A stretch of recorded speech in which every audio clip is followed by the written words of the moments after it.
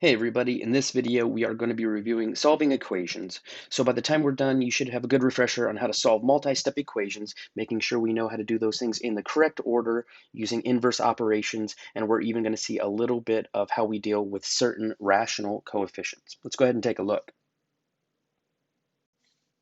So here we have a fairly basic multi-step equation.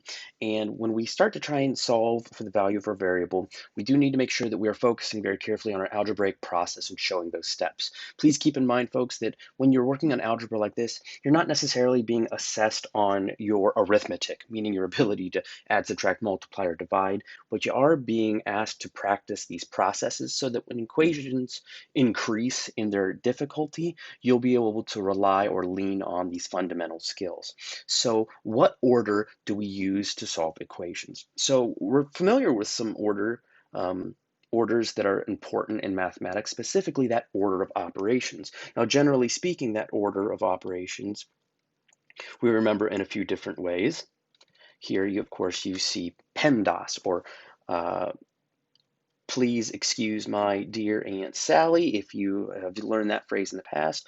But in general, what we remember is that the first letter here, P, stands for parentheses, or actually in general, it stands for grouping symbols. That'll be important later on. The next one should be exponents, E for exponents, or also powers or roots. Again, that'll come up more later on. Now, the next two letters actually go together. That's multiplication and division, but they share an equal power level, so it's actually just one step. And the last two, of course, are addition and subtraction. And PEMDAS, this order of operations, it's certainly valuable when you are solving standard number sentences, but we can only do that when we know all of the numerical values. And of course, right here, we have a variable, so we don't know all of those values. So the regular order of operations is not going to come into play, at least not in its regular order. So what I like to do is actually just reverse this order. So instead of PEMDAS, I use something called SADMAP, which is just a silly way to remember the order. In other words, we are just reversing the order of operations because we're having to work through the problem, in essence, backwards. So instead of starting with parentheses and exponents, we're actually going to start with addition or subtraction. And after we solve our addition or subtraction, then we can do the multiplication and division. And of course, after that, if we had exponents or if we had parentheses, we could do that. But SADMAP is that order that you folks need to make use of to solve our equations in the correct order. Okay, so in following SADMAP, or the order of operations in reverse, the first thing we should identify is if we have any addition or subtraction. We do right here, and in order to solve through the equation, we know that we need to use inverse operations, or the opposite of the operation you see. So if I see addition, I need to use subtraction. So it says +1, we need to start by subtracting 1. Now, there are also those properties of equality in algebra that say that whatever you do to one side of an equation, you must do to the other in order to keep everything balanced, following that inequality.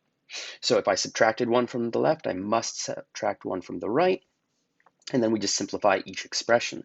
So on the left, of course, we still have a negative 3z because we didn't have any other like terms yet to do anything with that.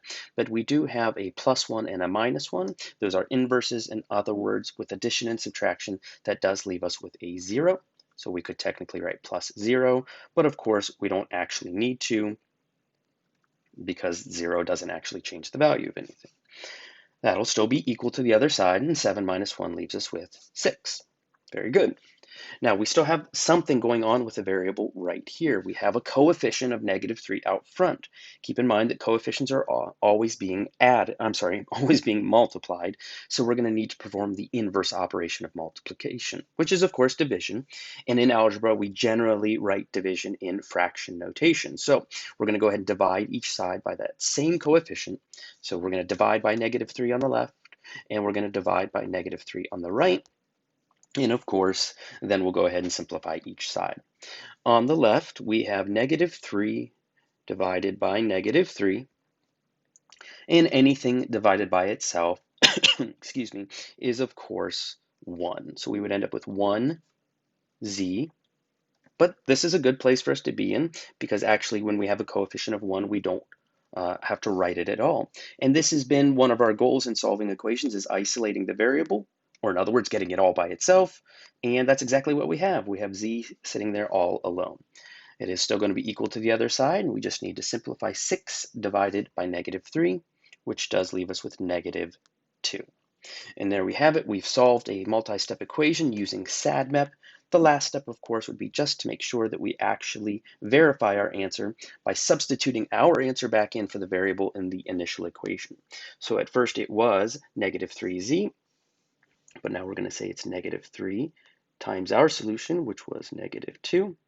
And then we're going to add +1 to that and hope that it equals or is equivalent to +7. All right, well, -3 times -2, that is actually +6.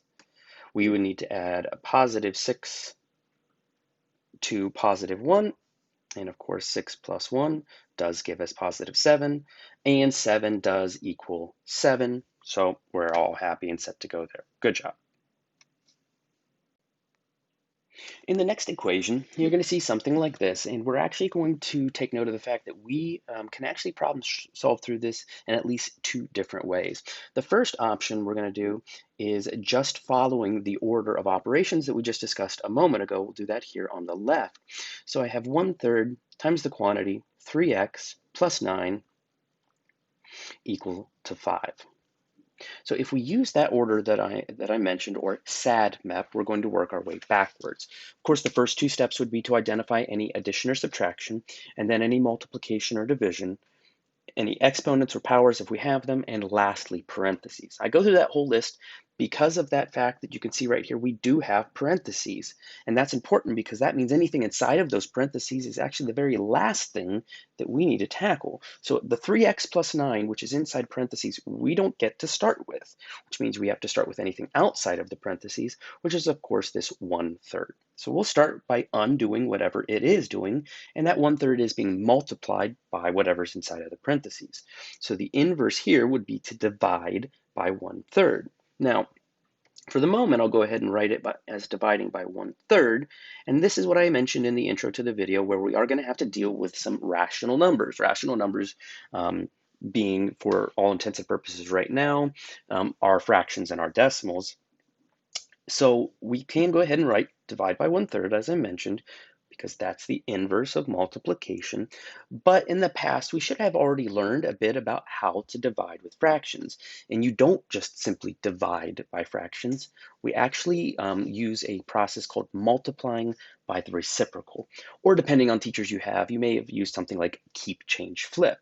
All that really means is instead of dividing by a fraction, like 1/3, what we're actually going to do is rewrite it by multiplying by the reciprocal, or the flip, if you will, of 1/3. Well, the reciprocal of 1/3 is 3/1, or just 3, which means that that would perform the exact same process as dividing by 1/3. So we're going to use that on both sides, and we're going to practice that even more here in just a little bit, so stay with me. So again, in case you're trying to follow along, the inverse of multiplying by 1/3 is multiplying by 3. Just to make sure you're okay with what I'm doing right here on that left-hand side, I'm trying to isolate the variable. I'm following SADMEP, my order of operations for equations. And in order to do that, I'm taking 1/3 times 3, or 3/1 if you need. When I do that, I do end up with 3/3. 3/3 is the same thing as 1 whole. I would not have to write 1 times anything because of the identity property. So great. On the left-hand side, I'm left with 3x plus 9. And on the left-hand side, 5 times 3 simplifies to be 15. Great. All right. Now that everything outside of the parentheses has been handled, we don't actually need to write the parentheses at all anymore. And we can continue with our SADMEP process. Okay, so no parentheses anymore that we have to deal with. We can go ahead and follow normal SADMEP, which means I'm going to have to handle my addition or subtraction. The inverse of adding 9 is subtracting 9. We do that from both sides and simplify. Well, 9 minus 9 is 0, so these are effectively eliminated. We're left with 3x's. And on the right-hand side, we have 15 minus 9, which should be 6. Doing great. The only thing we have left then is the 3, the coefficient in front of the x, which means it's being multiplied. The inverse of multiplication is division, so we divide by 3 on both sides and simplify. Well, 3 divided by 3 is just 1, or 1x in this case, which means we're finally left with just the variable. And 6 divided by 3, of course, is 2. That's one way for us to solve through this equation. Using the SADMEP order for solving equations, everything looks great. But I mentioned at the beginning that there's actually 2 different ways to solve that. And we're going to do the second option over here, so you will have more things in your bag of tricks for working through these. So again, we had 1/3 times the quantity, 3x plus 9 equals 5. Now you should actually somewhat recognize a scenario like this from our earlier lessons. This has a coefficient outside of parentheses, which means we actually could use distribution first. So the distributive property would look something like this. We'll take the coefficient outside and distribute it by multiplication to all the factors inside. 1/3 times 3x is 1x, just leaves us with x, plus, the operator carries straight down, 1/3 times 9, which is 3. Still equal to 5. We haven't done anything to the other side. That coefficient only carries through to the side of the equation it's on. But you'll notice here at this point, now the parentheses are effectively gone because we distributed the coefficient, and the only operation we have left is some addition using some subtraction. So we go ahead and subtract 3 from either side. 3 minus 3 is, of course, 0, leaving us with just x, and 5 minus 3 is 2, and there you'll notice that we got x equals 2 using either method.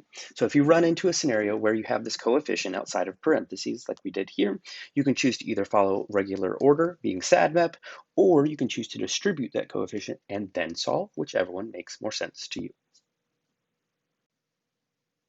And the last thing that we'll review in this video, as I mentioned at the beginning, was some rational coefficients. Again, a rational number just being a fraction or a decimal. And I'm focusing on fractions here because this is a process that will be reused throughout the year. So we only have one operation here. So when we think about SADMEP, it's not entirely necessary to get bogged down by it because we only have to undo the multiplication. Again, this says 4/5 times x, so we would undo it by division. But as I mentioned for the last problem, that when dividing by a fraction, we actually just get to fast forward a little bit to multiplying by the reciprocal. Okay, so instead of seeing division, again, you will see multiplication, which seems counterintuitive because we know we need to use inverse operations. But we can just multiply by the reciprocal or the flip, which is 5/4 on both sides. And when we model it this way, it's a little easier to see why we end up doing this. When we go to simplify the left-hand side, well, 5 times 4 is 20, and 4 times 5 is also 20, and 20 over 20 is really equivalent to 1, which would leave us with, of course, 1x, which is just x. That was our goal. We're always trying to isolate the variable, get it all by itself, and that's what this, in essence, does quickly for us. On the right-hand side, though, we do need to still simplify things. So we have a whole number times a fraction, so I'll make that whole number into an improper fraction to help us out. Now, there are 2 ways for you to process through this by hand, or if you did pick up one of the calculators I recommended, this kind of fraction multiplication might go even faster. We can simply multiply straight across. 12 times 5 is 60, 1 times 4 is 4, and then you would need to simplify 60 over 4, which is going to work perfectly. Or I would recommend you consider simplifying your multiplication with fractions early, meaning finding any numerators and denominators that have common factors, like 12 and 4. They have a common factor of 4, actually, which means I could divide each one of these parts by 4 early. And you'll see the benefit to that in a moment. Well, 12 divided by 4 is 3, and 4 divided by 4 is 1. In this way, if we had multiplied straight across, we would get 3 times 5, which is 15, and then 1 times 1, which is, well, 1. And 15 over 1 is just equal to 15, which is also what 60 over 4 is equal to, just for clarifications. But if you simplify early, it might give you a little less to deal with by hand when you're all done. We do end up with x equals 15, and when we would go to check our answer, it does make our equation true. So again, folks, that was just a hopefully brief review that'll help you guys refocus on how to solve equations in the correct order, and even when you have a couple special circumstances. Let me know if you have questions, and good luck.